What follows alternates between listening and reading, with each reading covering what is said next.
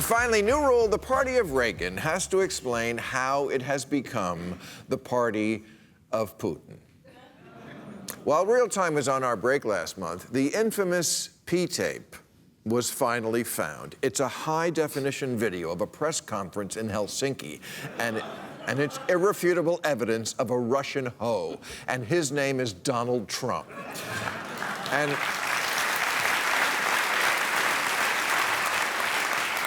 And like most hoes, he always sounds terrified when he's with his pimp. President Putin was extremely strong and powerful in his denial today. And what he did is an incredible offer. He just said it's not Russia. I will say this, I don't see any reason why it would be. Yeah, this is like after 9/11, if Bush stood on the rubble at the World Trade Center and shouted into the bullhorn, "Bin Laden is innocent and the FBI will hear from all of us soon."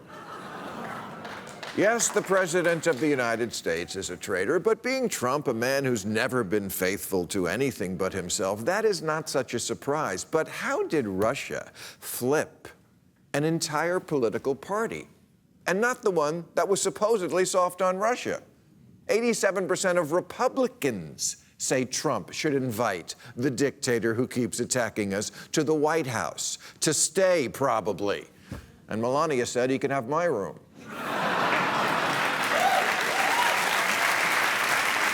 Now, of course, part of this is due to the Republican Party now being a straight-up cult. Trump can claim that when he said would, he meant to say wouldn't. And because every day is opposite day now, the rest of the party says, makes perfect unsense to me. Would is wouldn't, and being friends with Russian thugs is, repeat after me, good, not bad. That's a good thing, not a bad thing. Good thing, not a bad thing. That's a good thing, not a bad thing. It's a good thing, not a bad thing. That's a good thing, not a bad thing. Good, not bad. Good, not bad. Good, not bad. Good, not bad.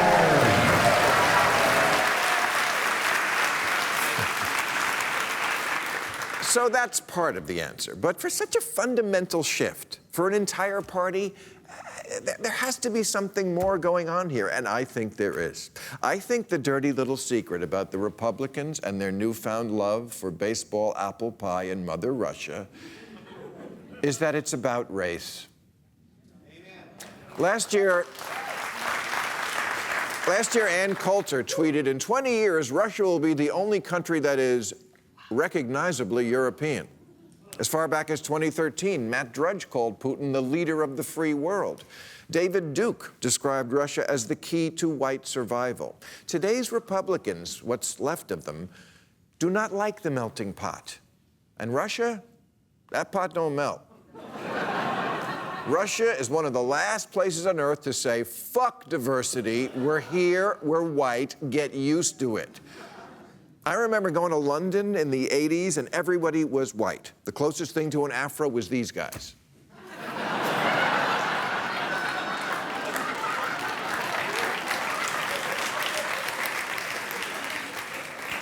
But now London looks like New York, and the mayor is brown, and the princess is even half black.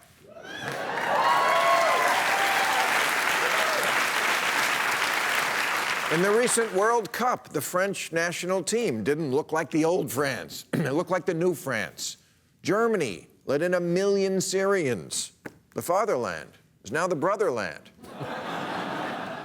You know how many Syrian refugees Russia has taken in? 2. Martin Sheen has more refugees in his pool house. This is what the Russian army looks like. The ballet. Their basketball team looks like the team that plays against the Globetrotters. They have a drink called a White Russian. That's actually the whitest drink there is. Let's see, I want to get drunk, but I also want a glass of milk. Russia is a hunky oasis, and Republicans love it. Russian kids don't learn the words to Despacito. And a Barack Obama does not become the president of Russia. Wingnuts, used to accuse Obama of being a foreign agent who took over America. But when a foreign power actually did take over America, and it was the proudly white one, their response was, come right on in. To the members of the grand old party, Russian meddling in our elections isn't a breach of national security. It's just white people helping white people. What Republicans call governing.